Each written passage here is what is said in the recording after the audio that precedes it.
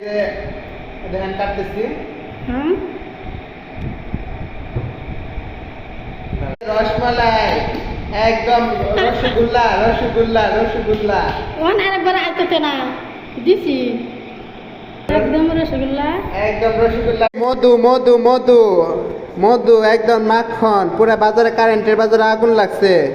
চালায় fire service call দেন। একদম আগুন আগুন।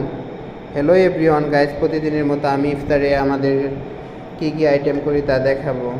এই যে ছোলা, পেঁয়াজি, বেগুনি, সোনাবোট, শরবত, খেজুর, দেন লাচ্ছি।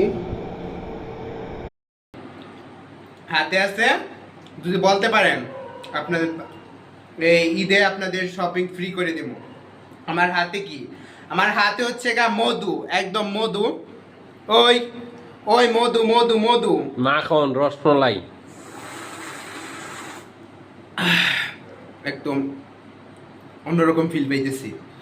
এটা খায়া আপনার যদি সেহরিতে রোজাটা রাখেন একদম শরীরটা একদম রিল্যাক্স থাকবে। যেরকম আপনার চুষে চুষে খাইতে হয়